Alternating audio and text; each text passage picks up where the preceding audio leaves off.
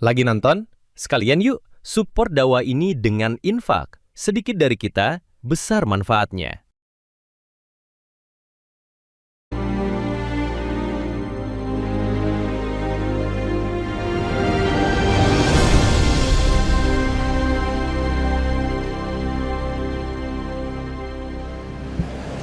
Assalamualaikum warahmatullahi wabarakatuh. Alhamdulillahi rabbil alamin, alladzi khalaqal mauta wal hayata liyabluwakum ayyukum ahsanu amala wa huwal azizul ghafur. Allahumma salli ala sayyidina Muhammad wa ala alihi wa ashabihi ajma'in. Ya Allah, berkahi majlis ini, jadikan pertemuan ini pertemuan yang penuh berkah.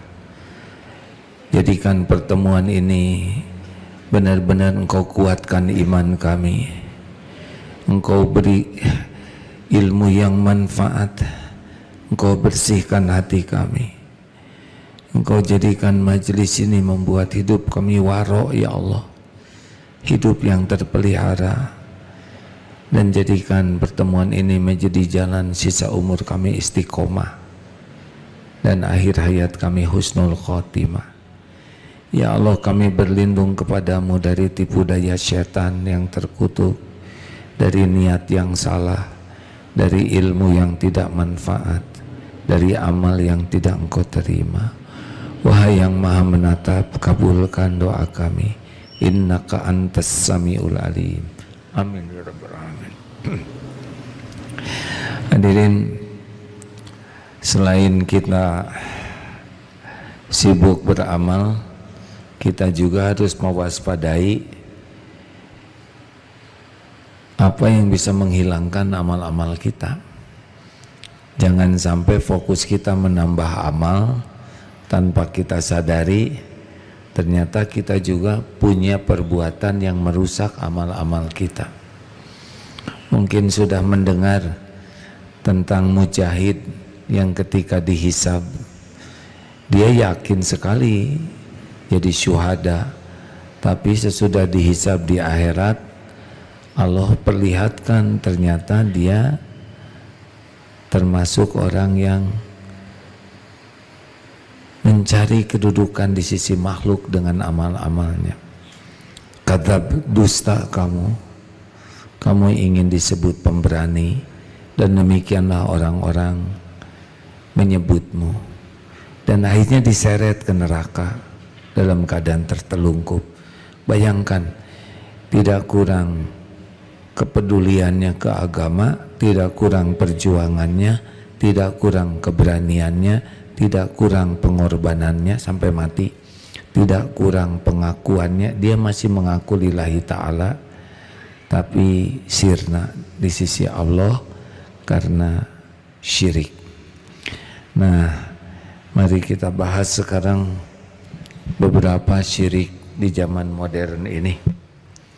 Ada syirkul akbar, insya Allah kita enggak. Itu kalau syirik yang besar itu menghilangkan keislaman kita. Kalau syirkul asghar menghilangkan pahala dari yang disirikinya itu. Berikut ini ada beberapa syirik yang paling sering ada di sekitar kita. Inna syirka la zulmun azim. Satu syirik yang sering sekali kita lakukan adalah riya. Senang menampakkan ibadah demi penilaian orang. Jadi kita melakukan ibadah, tapi niat kita adalah ingin agar orang lain tahu, menghargai, memuji. Dan ini menjadi niat kita. Jadi hati-hati yang suka pamer amal. Kita juga bisa memperlihatkan amal dengan niat dakwah, niat mengajari orang, niat memotivasi. Itu juga dilakukan oleh Rasulullah, para sahabat. Bagaimana kita bisa tahu amalan kalau tidak diperlihatkan? Yang paling sunnah ditampakkan adalah yang ibadah fardu. Tapi kalau ibadah sunnah, kita boleh menyembunyikannya sebagian besar. Latihannya, mari kita belajar menyembunyikan amal, terutama yang sunnah-sunnah, seperti kita menyembunyikan aib. Ada yang kita tampakkan dengan niat memberi contoh, mengajari, memotivasi, tapi banyaknya kita sembunyikan. Hati-hati yang punya medsos, yang selalu gatel aja baca Quran. Sekarang tanggal berapa? Han? Kok beda-beda tanggalnya? 5 Februari. Lalu difoto Al-Quran. Ya Allah, hanya dengan pertolonganmu baru tanggal 5 saya sudah 10 juz posting saja. Apa ini? Mau buka atau sahur? Ya Rob, hanya engkaulah, terimalah saum Daud saya ini. Nah, kalau ada orang memposting ibadahnya, kita jangan menilai riya. Kita tidak tahu. Itu urusan beliau dengan Allah. Urusan kita husnuzon, berbaik sangka. Ya, tapi kalau kita sendiri periksa, mau apa nih saya pamer? Mau apa? Yang kedua, sum'ah. Ya, ini temennya riya. Kalau riya menampakkan, kalau sum'ah menceritakan, memperdengarkan. Alhamdulillah ya, pada waktu saya umroh ke-5 kali. Kenapa 5 kali? Kan itu ingin agar orang lain tahu kita sudah umroh 5 kali. Apakah yakin 5-5-nya diterima oleh Allah? Jangan-jangan 5-5-nya tidak ada yang diterima. Baru juga habis tawaf. Tawafnya tengah hari. Alhamdulillah, semua pertolongan Allah. Memang nyebutnya pertolongan Allah. Saya barusan tawaf 3 hari, saya di Masjidil Haram 3 kali 5, 15 kali. Itemnya belum hilang, capeknya belum hilang, tapi ada yang sudah hilang. Apanya? Kenapa kita harus pamerkan itu kan? Kadang suka gatel kita pengen cerita. Saya sedang saum Daud, saya sedang ini. Bukan tidak boleh sepenuhnya ya, tapi periksalah hati kita, nggak pernah bohong. Kita tahu bahwa kita tuh nikmat, orang lain tahu. Dan ingin orang lain mengakui kita ini soleh, kita ini orang yang udah bagus ibadahnya. Terus mau apa? Paling orang gitu kan, itu kan kita bisa sendirian gitu juga ya, di kamar. Saya saum Daud, mudah-mudahan sehat ya. 2, ujub. Ini termasuk syirik. Ujub itu adalah mau 3, ya boleh ya. Hampir aja saya mengatakan tadi riya dan sum'ah itu bareng ya. Tapi nggak apa-apa ya, saya nggak mau berdebat. Mau 3, bagus ya. No debat. 2, ya. Atau tadi 1A 1B supaya puas. Udahlah 3 aja lah. Dah. 3 garis miring 2 ya. Ujub. Astagfirullahaladzim, ampun ya Allah, sia-sia. Dicatat hadirin gini-ginian. Ujub, kalau ujub menyekutukan Allah dengan dirinya. Kalau tadi amal menyekutukan Allah dengan penilaian makhluk. Kalau ujub, saya, ini ide saya. Kalau tidak ada saya, nggak ada nih. Ujub. Kalau saya waktu itu diam aja, nggak mungkin ini kejadian. Waduh. Coba kalau waktu itu saya nggak ngasih tahu, udah pasti tersesat dia. Alhamdulillah dia pakai jilbab sesudah saya nasihati. Ya. saya, ide saya, pikiran saya, kalau nggak ada saya nggak bisa saya. Jadi Allahnya nggak ada. Dialah yang menentukan, dialah yang mengadakan, dialah yang menyebabkan sesuatu bisa dapat hidayah. Itu hati-hati hadirin. Kenapa ujub bahaya? Bahaya sekali. Orang yang ujub akan binasa. Iblis itu ana khairu minhu, aku lebih baik daripada Adam, aku diciptakan dari api, Adam dari tanah. Merasa lebih bagus. Kemudian keluar takabur. Takabur itu merendahkan Adam. Akibatnya dia tidak mau, aba wastakbaro, dia enggan mematuhi perintah Allah. Ujub. Hati-hati hadirin yang suka merasa kalau saya nggak datang ini kacau nih, hebat pisan. Padahal kalau dia dikubur juga beres aja. Pernah ada yang ditanya, bos, kenapa bos tidak melaksanakan haji? Udah mampu. Gini, Ustaz, ini perusahaan ya kalau nggak ada saya bisa kacau nih. Padahal kalau beliau meninggal aja, perusahaan baik-baik aja tuh. Bahkan banyak yang menginginkan. Nah, hadirin sekalian,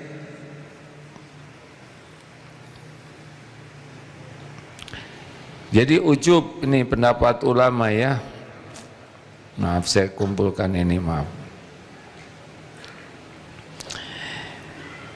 Kalau riya itu syirik dalam niat, kata Imam Ibnu Rajab, semoga Allah merahmati. Syirik itu dalam niat, bukan dalam keyakinan. Kalau kata Imam Nawawi, riya itu menghapus pahala amal walaupun amalnya sah. Seperti sholat, ingin dilihat orang, sholatnya sah tapi pahalanya tidak ada. Ujub, kata Imam Ibnu Qayyim, ujub lebih berbahaya dari dosa, karena dosa melahirkan tobat, sedang ujub melahirkan sombong. Makanya kalau orang tidak punya dosa sama sekali misalnya, bahayanya apa coba? Ujub. Udah ujub, sombong. La yadkhulul jannah, tidak bisa masuk surga. Man kana fi qalbihi mithqalu dzarratin min kibr. Ujub itu adalah melihat nikmat Allah itu sebagai hasil diri sendiri. Ini hasil ide saya, kerja keras saya, perjuangan saya, pengorbanan saya. Kalau tidak ada saya nggak akan ada ini. Ini semua karena, jadi dia udah menuhankan dirinya sendiri. Nauzubillahi min dzalik. Yang ketiga, orang itu adalah bergantung kepada sebab. Kalau tadi ke diri, sekarang ke sebab. Misalkan dia bersandar kepada ilmu, bersandar kepada teknologi, bersandar kepada pengalaman, bersandar kepada relasi, seakan-akan ini itu ditentukan oleh sebab. Padahal sebab itu hanya jalan takdir Allah. Allah menentukan, sebab itu datangnya di belakangan. Coba kalau saya nggak makan obat ini, saya udah mati. Enak aja. Enggak, ini obat paling mustajab. Belum lihat resepnya aja udah sembuh. Nah, makin sakit dia ya kan. Serius ini hadirin. Jadi kita melakukan sebab, tapi tidak boleh menuhankan sebab. Kita belajar, kita merencanakan, kita rapat, kita ikhtiar, kita all out, berjuang. Tapi kalau jadi sesuatu, tetap ini yang menakdirkan adalah Allah. Bagi kita melaksanakan sebab itu adalah amal soleh. Kita pergi ke dokter, tetap yang menyembuhkan adalah Allah. Jangan menganggap dokter, kalau dokter itu tidak ada saya mati. Enggak ya. Wah, kalau tidak ada obat ini saya bisa repot nih. Ada Allah. Nah, tidak boleh Nah ibu-ibu misalkan, gimana ya kalau suami saya meninggal, coba gimana Bu? Bagaimana? Menitega. Ya iya, kalau suami meninggal ya dikubur. Terus gimana ibu-ibu? Jadi nggak punya suami. Terus gimana? Ada Allah, ya. Suami bukan penjamin. Cinta ke suami tidak boleh sampai ke tingkat mengilahkan suami, seakan-akan kalau tidak ada suami berakhir segala-galanya. Enggak. Ada yang suaminya sudah wafat, maaf. Ada Bu, udah berapa lama? Saya nggak ada maksud apa-apa ya, cuma nanya aja bisi. Enggak. Meninggal. Udah berapa lama? 6 tahun. Ibu masih hidup kelihatannya ya. Alhamdulillah. Ada rezekinya, masih berteduh, masih bisa makan. Berarti suami bukan penjamin ibu kan? Bagus. Ya makanya begitulah. Waduh, kalau saya PHK saya nggak ada rezeki. Ada, ini banyak yang di PHK, makanya ngaji juga. Ya. Saya kalau tidak punya tabungan gimana? Nggak apa-apa. Orang punya tabungan, orang nggak punya tabungan yang menjamin sama siapa? Allah. Jadi kalau PHK kira-kira berhenti nggak rezeki dari Allah? Enggak. Pasti ada jalannya dari yang lain. Jadi nggak boleh menyandarkan diri ke gaji, ke perusahaan, ke atasan, ke pengalaman. Enggak, sandaran kita hanya Allah saja. Kita lakukan sebab, tapi kita yakin yang menentukan hanyalah Allah, ya. Jadi jangan sampai kalau enggak ada ini saya akan begini. Tidak boleh. Lanjut. Terus jangan bersumpah kepada selain Allah demi siapa sih? Ini boleh tidak? Demi Allah dan demi Rasulullah. Boleh tidak? Tidak boleh. Hanya boleh untuk demi Allah saja. Demi siapa sih kan? Biasanya orang demi apa? Udah, pokoknya hanya bolehnya demi Allah. Jangan bersumpah pakai atas nama selain Allah. Demi negeriku aku bersumpah, demi negeriku, demi Allah saja. Saya bersumpah akan berjuang agar negara ini benar-benar negeri yang penuh barokah demi Allah. Ya. Kemudian apalagi yang suka jadi syirik adalah pakai jimat. Harus mau ngapain pakai jimat ya kan? Lagi kebelet di toilet, ingat jimat nggak boleh dibawa ke WC. Jadi kepalanya di luar WC. Nyiksa diri. Udahlah. Allah Maha dekat. Allah menguasai segala-galanya. Wa idza sa'alaka ibadi anni fa inni qarib. Apabila hamba-hamba bertanya kepadamu wahai Muhammad tentang aku, katakan aku adalah dekat. Ujibu da'watad da'i idza da'an. Aku mengabulkan doa orang-orang yang berdoa apabila doa kepadaku. Udahlah, tinggal minta, tidak perlu perantara, ya. Janganlah pakai jimat-jimatan yang membuat kita merasa jimat inilah yang menyelamatkan, ini sumber keberanian. Termasuk sihir, ya, kedukun, pelet. Tapi ya Bapak juga nggak usah GR, kayaknya sih ada yang melet nih. Yang benar.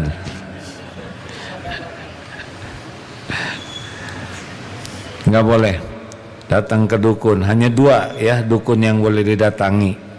Siapa? Itu pun udah harus ada sertifikat. Dukun beranak dengan sertifikasi bidan, ya, dan dukun urut. Selebihnya Tapi dukun itu tahu yang akan datang. Ya udah, kenapa pakai minta-minta sama orang, ya kan?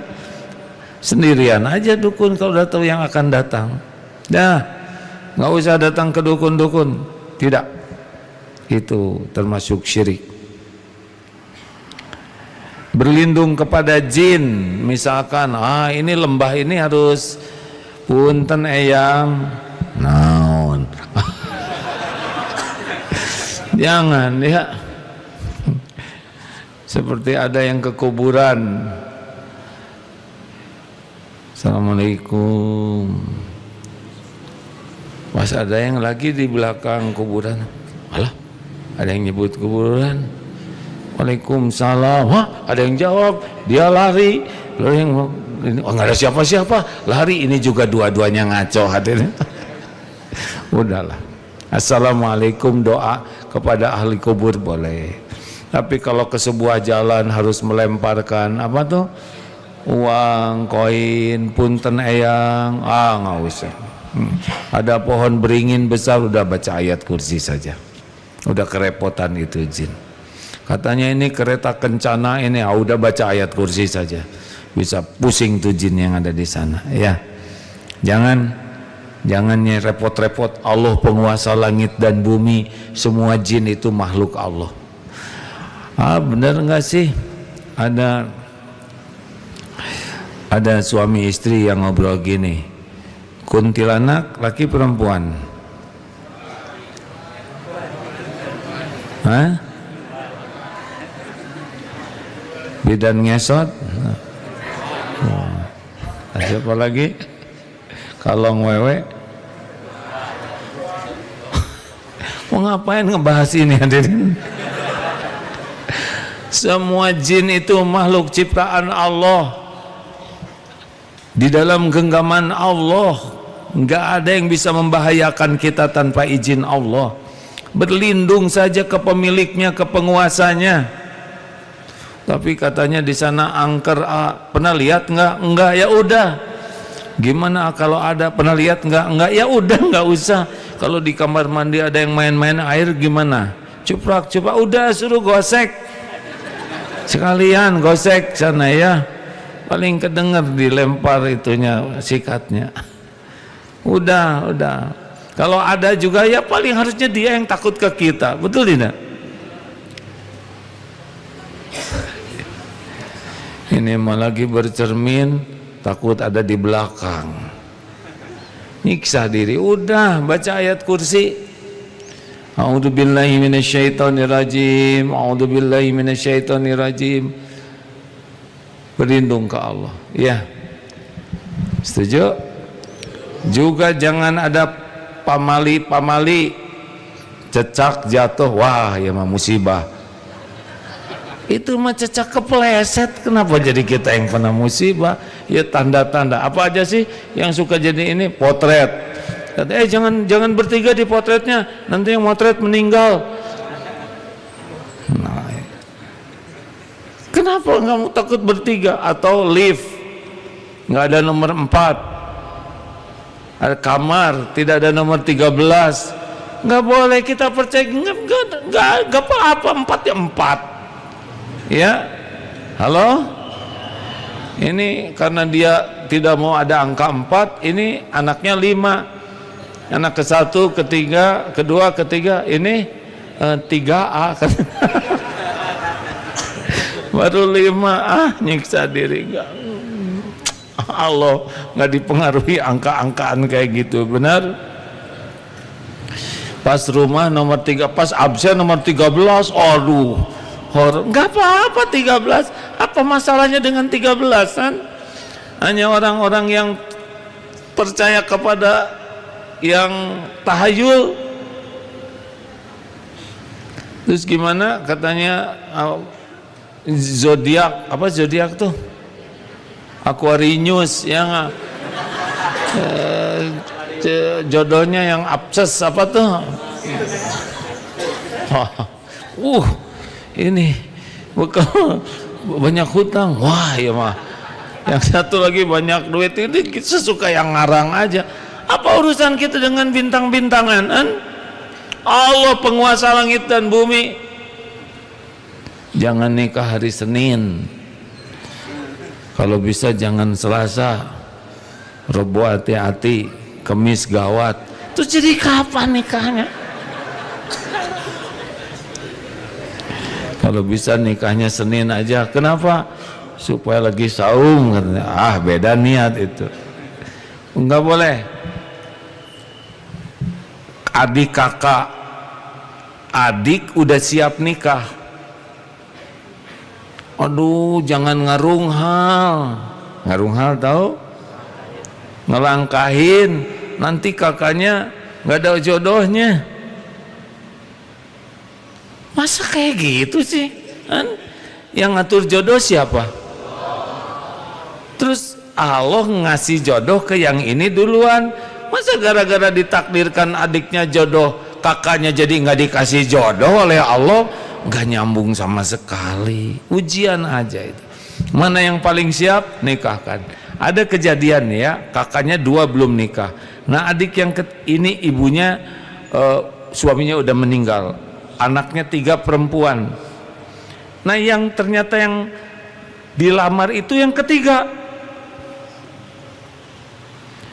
Lalu yang ke-1 kedua asalnya berat manusiawi ya.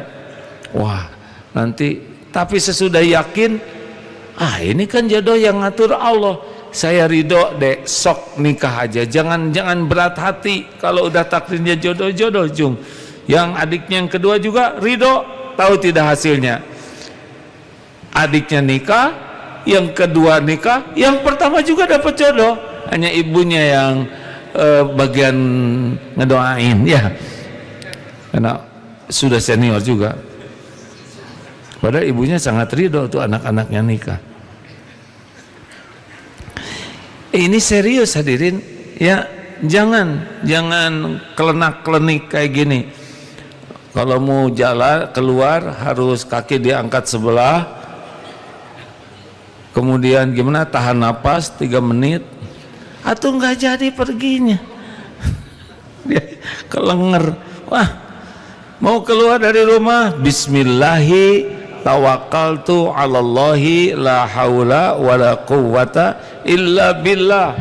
Sedekah bismillah, sepanjang jalan zikir.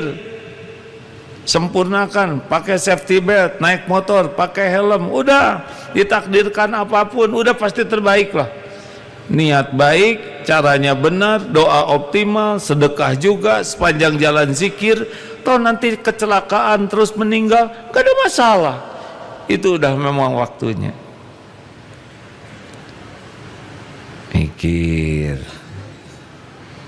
Apalagi ya teman-teman.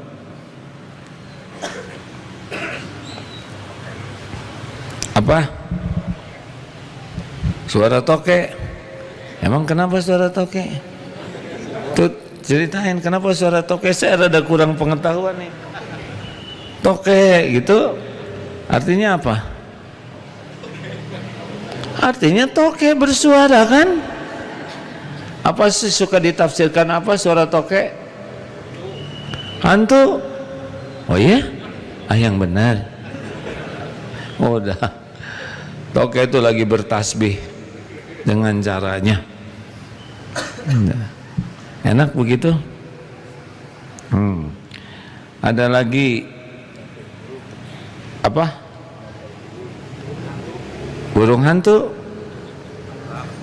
Cik atuh yang jelas ngomongnya hadirin di sini ngomong tapi nggak ada yang bulat.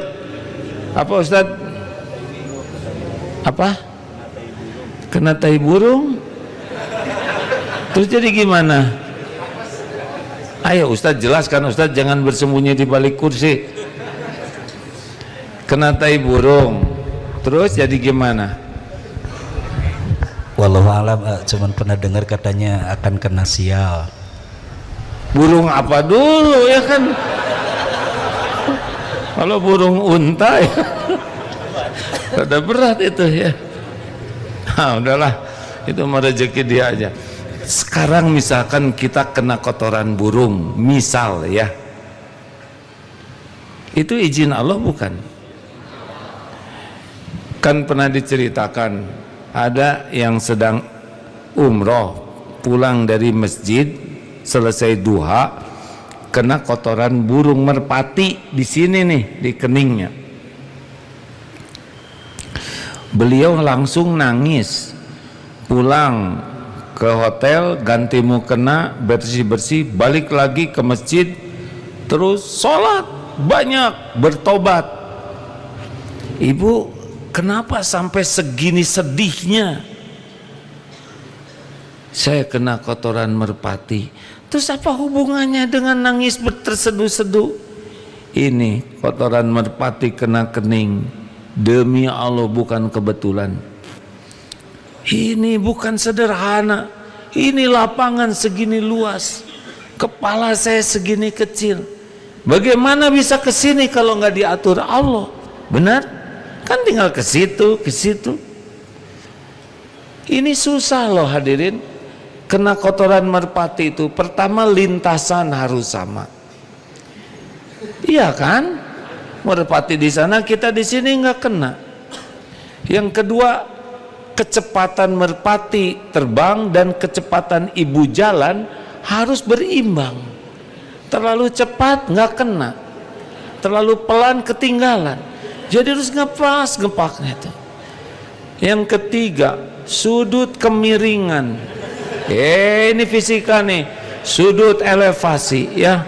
Antara maaf ya, pantat merpati dengan jidat ibu harus presisi. Ini ilmiah hadirin. Ini teh lagi rada pinter ya. Selisih 1 derajat ngaceleng ke sini, betul tidak? Jadi benar-benar ini rumit ya perhitungannya, kemiringannya gini tah. Udah gitu kecepatan angin. Kan dia jauh. Kalau anginnya gede melenting jadi ke sini ya kan. Dan yang paling rumit, tingkat kemulesan merpati. Ini gawat ini. Telat ngeden atau ngedennya hanya angin nggak berhasil. Jadi ngepas pisan. Kok ketawanya gitu? Ini serius, ini takdir hadirin. Siapa yang bisa mengatur super presisi gitu? Jadi kalau kena kotoran merpati mah ya tobat. Pasti ada hikmahnya. Pikirannya banyak yang kotor. Jarang ingat Allah, mikirin kejelekan orang lain terus, komplain aja terus ke Allah. Untung juga cuman merpati yang ada burung yang besar kan? Apa namanya? Burung unta. Itu nggak jeda gitu ada. Astagfirullah, istighfar astagfirullahaladzim. Jangan berlindung ke jin juga. Jangan berlindung cari pertolongan ke jin. Mau apa? Dia cuman makhluk. Dia cuma ciptaan.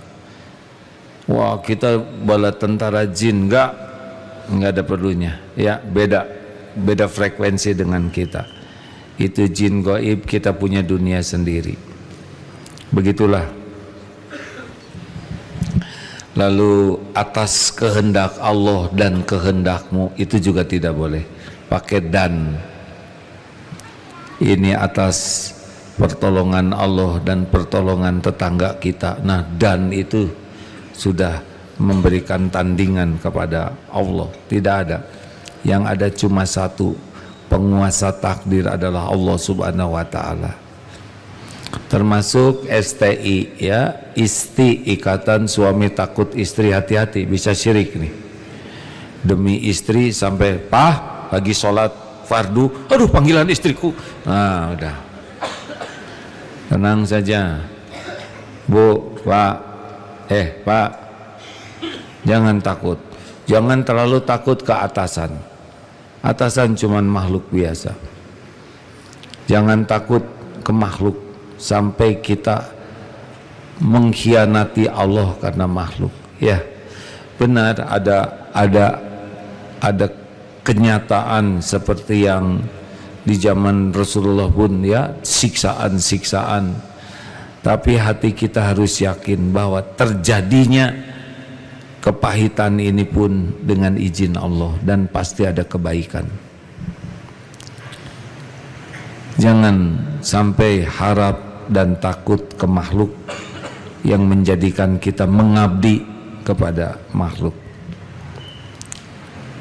Kalaupun kita berbuat baik ke istri, misal ada yang diuji dengan istrinya galak sekali, ya ingat aja bahwa itu jadi ujian penggugur dosa, pengangkat derajat. Tenang saja. Tapi saya dituduh, saya tidak melakukan. Allah tahu tidak kita tidak melakukannya? Kita misalkan dituduh oleh atasan, dituduh oleh orang melakukan sesuatu perbuatan yang tidak kita lakukan. Allah tahu tidak? Jawab. Ya udah, ini memang ujiannya, episodenya begini. Tidak selamanya kita dituduh-tuduh. Akan ada waktunya kita tidak salah dalam hal ini, tapi orang menyangka kita melakukan kesalahan. Ini ujian saja. Tenang, Allah Maha tahu kita tidak melakukannya. Jawab dengan tenang, tidak. Bapak mengambil ya, alhamdulillah tidak. Mungkin ujiannya agak lebih berat dari itu. Ya Allah, Engkau tahu saya tidak seperti yang disangkakan. Ini ujian, saya terima ujian ini dan saya kembalikan kepadamu ya Rabb. Tidak ada yang mempercayai saya, tapi Engkaulah yang kuasa membulak-balik setiap hati. Saya pasrahkan diri saya kepadamu ya Allah. Allah kan tahu kita enggak, benar tidak? Allah tahu tidak kita dituduh? Tahu tidak? Allah tahu tidak kejadian yang sebenarnya? Apakah kita dituduh terjadi sendiri atau ujian dari Allah? Jawab.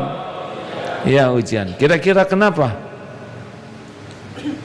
Karena pasti ada dosa kita. Yang lainnya, yang ini kita emang tidak sesuai dengan tuduhan, tapi boleh jadi kita punya dosa-dosa lainnya yang selama ini belum ditobatin. Nah, buahnya ini kita jadi difitnah seperti itu. Jadi gimana kalau kayak gitu keadaannya, kita dituduh melakukan padahal kita tidak? Ya jelaskan secara manusia baik-baik, tapi selebihnya minta ampun ke Allah.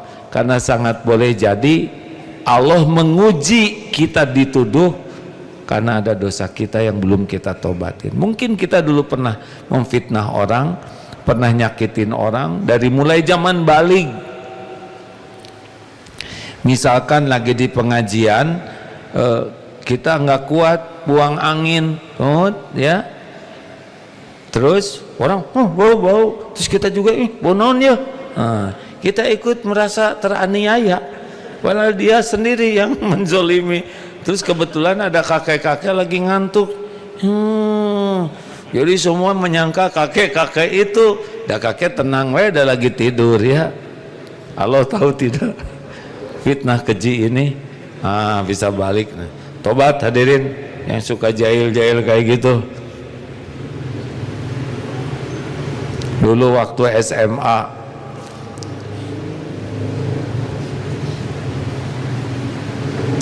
udah balik belum? Udah.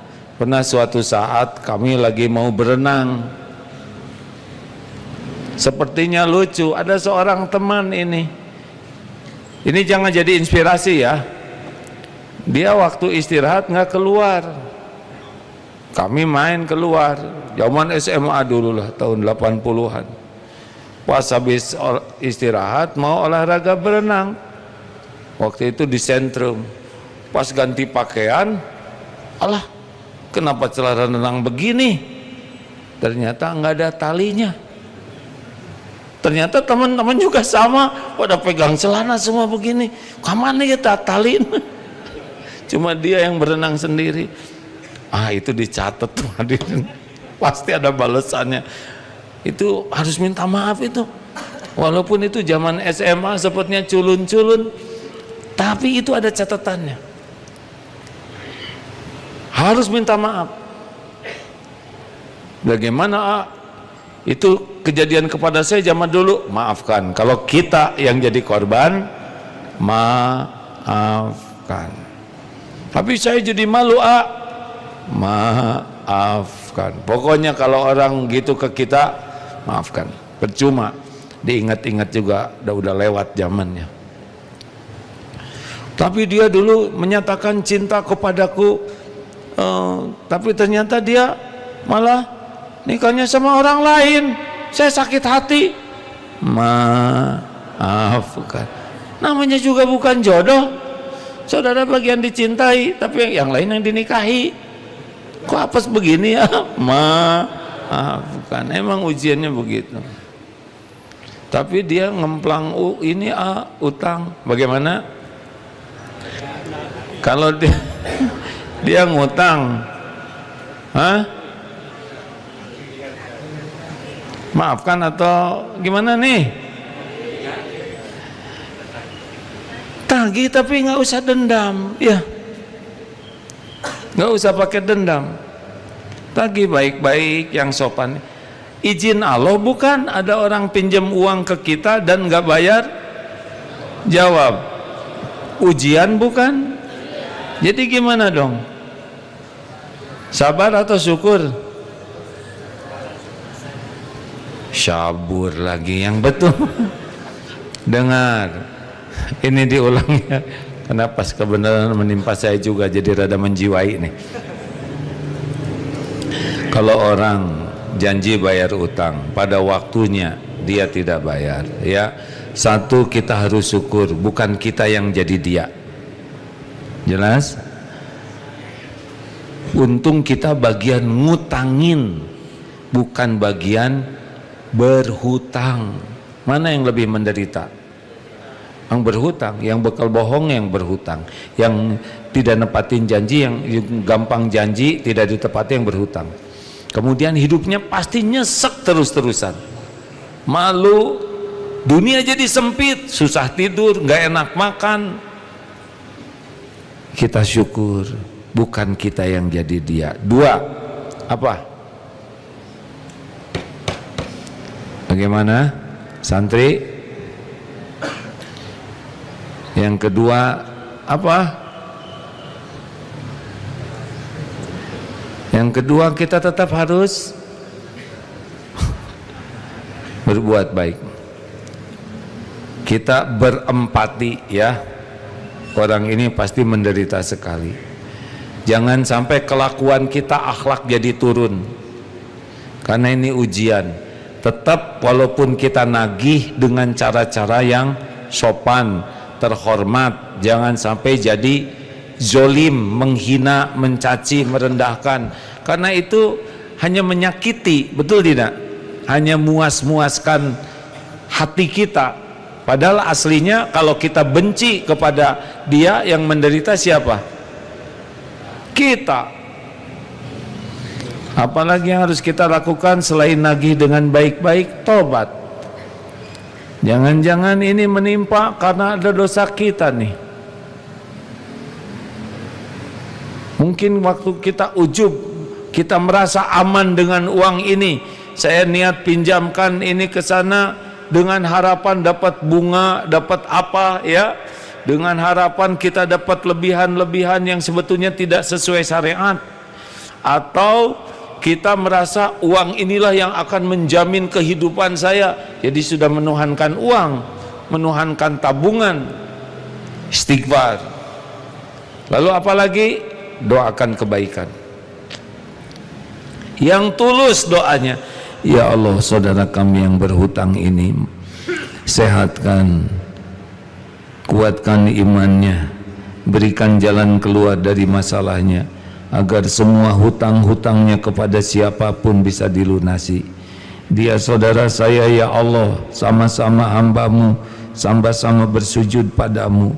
Tolong ya Allah. Jadi jangan fokus, ya Rob, buat dia ngebayarin utang saya, asal saya udah lunas, selebihnya terserah padamu. Jangan menginginkan celaka kepada orang lain, ya. Kok kayak nggak setuju gini sih wajahnya? Kenapa kita pelit ngedoakan? Kan kita akan bahagia loh hadirin dengan mendoakan. Allah suka tidak kita mendoakan hambanya yang lagi susah? Jawab. Allah suka tidak? Allah lihat tidak kita ngedoain dia? Allah tahu nggak ketika kita lagi sebel ke dia? Tahu. Allah tahu nggak kita lagi berjuang memindahkan sebel ya menjadi apa? Sempul, bukan sempul. Dari sebel menjadi sayang. Serius ini hadirin.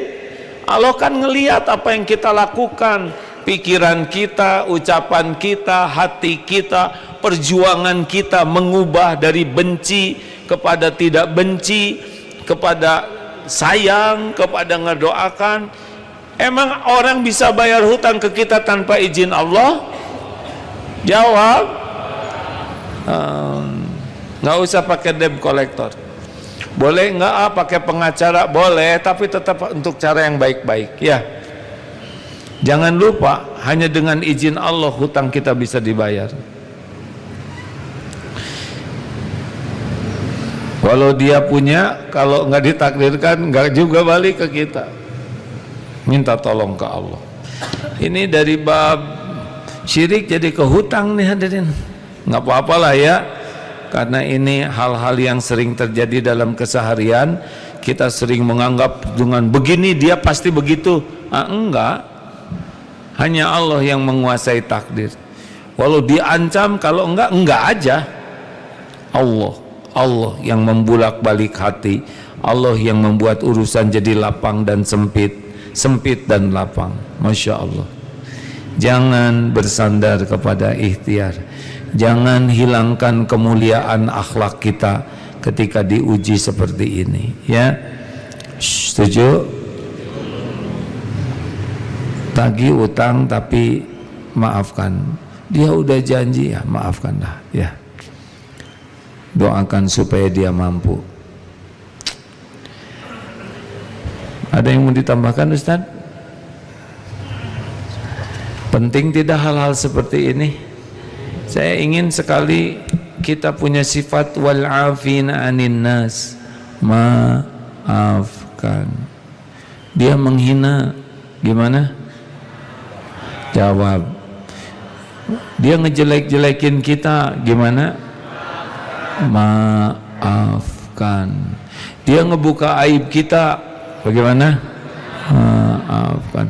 Tapi adik saya ini enggak sopan sama kita, bagaimana? Maafkan.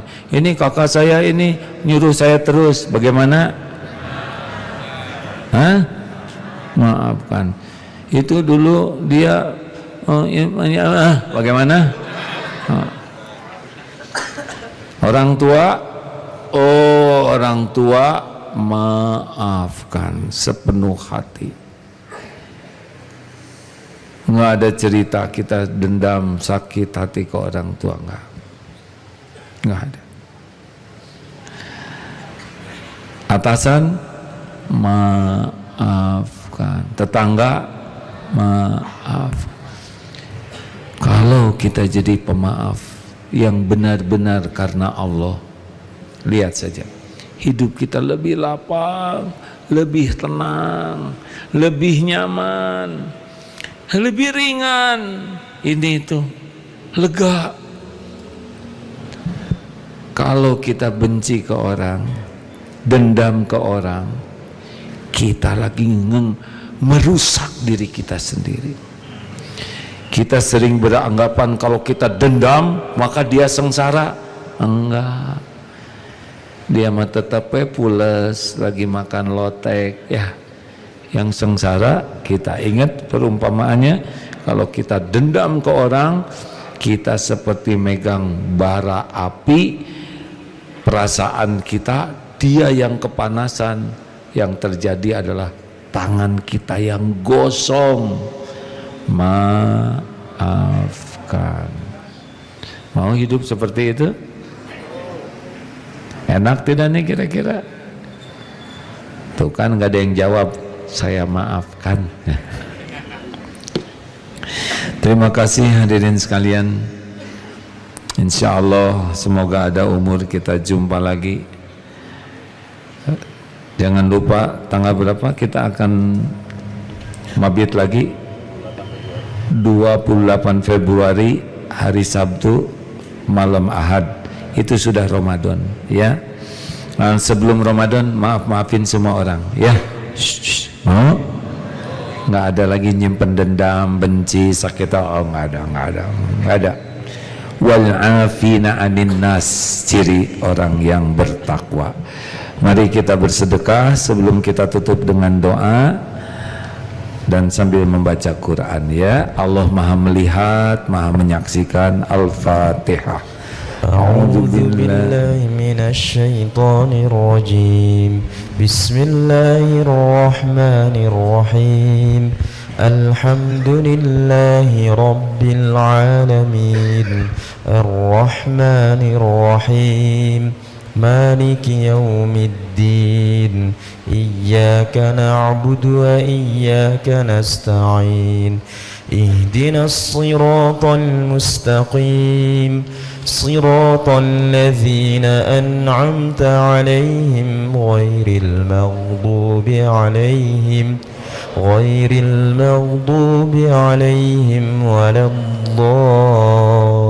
الضالين آمين الله لا إله إلا هو الحي القيوم لا تأخذه سنة ولا نوم له ما في السماوات وما في الأرض من ذا الذي يشفع عنده إلا بإذنه يعلم ما بين أيديهم وما خلفهم ولا يحيطون بشيء من علمه إلا بما شاء وسع كرسيه السماوات والأرض ولا يؤوده حفظهما وهو العلي العظيم.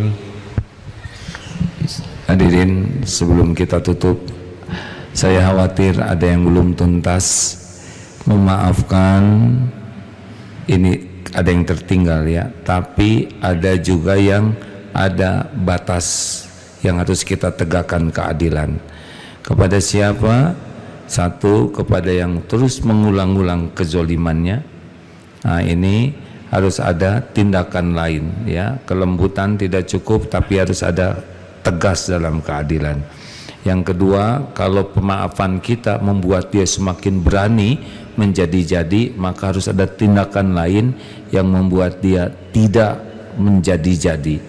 Yang ketiga adalah kalau kita maafkan tapi dia menjadi merajalela kepada orang lain, merugikan orang lain, jadi korban, ini juga harus ada tindakan keadilan lainnya. Dan yang keempat, yang paling penting, kalau menyangkut hak orang banyak, amanah dan agama, maka menegakkan keadilan lebih tepat ya. Jadi yang tadi itu kita maafkan kalau masalah pribadi, kita dihina pribadi, perasaan kita disakiti, diremehkan atau dikhianati secara personal, udah maafkan. Tapi kalau menyangkut halayak, agama, amanah, maka tegakkanlah keadilan dengan akhlakul karimah ya. Saya khawatir ada yang kurang dari penjelasan ini, bahwa tetap ada hak untuk menegakkan keadilan. Allahumma shalli ala sayyidina Muhammad wa ala alihi wa ashabihi ajma'in. Alhamdulillahi rabbil alamin. Duhai Allah yang maha agung, wahai yang maha menatap, wahai yang maha menyaksikan, wahai yang tahu persis semua dosa maksiat yang kami perbuat sepanjang hidup ini. Wahai Allah, Engkau tahu aib-aib yang kami tutup-tutupi. Ya Rob, Engkau janji majelis ilmu, majelis zikir adalah tempat Engkau mengampuni. Ampuni kami ya Allah. Allahumma ja'alna minat tawabin waj'alna minal mutatahirin waj'alna min ibadika salihin. Rabbana zalamna anfusana wa illam taghfir lana wa tarhamna lanakunanna minal khasirin. Wahai Allah yang Maha Agung, ampuni ya Rabb sebanyak apapun dosa yang kami lakukan. Banyak sekali ya Rabb. Ampuni sekelam apapun masa lalu kami. Ampuni ya Allah sehitam apapun kehidupan yang pernah kami jalani. Sekotor apapun tubuh kami ini, ampuni ya Allah segala kemusyrikan yang pernah kami perbuat, semua kemunafikan kami. Engkau tahu betapa bedanya yang tampak dan yang tersembunyi. Astagfirullah. Ampuni segala ujub, takabur kami, juga segala kedengkian di hati ini ya Allah. Astagfirullah. Ampuni semua kezaliman kami kepada ibu, bapak, yang sengaja, yang tidak sengaja. Ampuni ya Allah maksiat yang berulang-ulang kami lakukan, padahal kami tahu itu dosa. Ampuni dosa yang sembunyi-sembunyi, padahal tidak ada yang tersembunyi darimu. Ampuni ya Allah dosa yang nampak. Ya Rabb, ampuni kezaliman kami kepada keluarga kami, kepada pendamping hidup, kepada keluarga, anak-anak. Ampuni kezaliman kami kepada orang-orang yang berbuat baik kepada kami. Allahumma ighfir lana wa li walidina warhamhum kama rabbawna shighara. Ampuni ya Allah dosa kami kepada guru-guru kami yang menjadi jalan hidayah, taufik, ilmu darimu. Ampuni ya Allah hamba-hambamu yang pernah kami sakiti, juga ampuni hamba-hambamu yang pernah hilaf menyakiti kami. Allahumma ja'alna minat tawwabin waj'alna minal mutatahirin waj'alna min ibadika sholihin. Allahumma ja'alna minal muttaqin, Allahumma ja'alna minal mukhlasin, Allahumma ja'alna minal mutawakkilin, Allahumma ja'alna minal muhsinin. Allahumma inna nas'aluka ridhaka wal jannah wa na'udzubika min sakhatika wan nar. Ya Allah, berikan kami umur di bulan Ramadan ini ya Rabb. Limpahi kami dengan kesehatan, kekuatan, rezeki yang halal berkah. Berikan kepada kami nikmatnya ibadah ya Allah, doa-doa yang Engkau ijabah. Lindungi kami dari segala bala wal fitnah. Allahumma inna nas'aluka fi'lal khairat. Mudahkan bagi kami ya Allah melakukan kebaikan-kebaikan. Wa tarkal munkarat. Ya Allah, mudahkan bagi kami meninggalkan segala kemungkaran. Ya Rabb, jadikan umur yang tersisa ini barokah. Sembuhkan jamaah yang sedang sakit ya Syafi. Berikan kecukupan yang sedang kekurangan ya Ghani. Lepaskan dari lilitan hutang ya Razak. Jangan biarkan kami berhutang. Tolonglah saudara-saudara kami yang dililit hutang. Ya Allah, berikan jodoh terbaik bagi yang menantikannya. Berikan keturunan terbaik bagi yang mendambakannya. Berikan pekerjaan yang halal barokah. Mudahkan urusan-urusan yang maslahat dunia akhirat. Jauhkan dari segala urusan yang jadi fitnah dunia wal akhirat. Ya Allah, berkahi jamaah ini. Istiqomahkan kami ya Allah. Wafatkan kelak kami husnul khotimah. Kumpulkan kami semua jadi ahlul jannah. Allahumma a'izzal islam wal muslimin.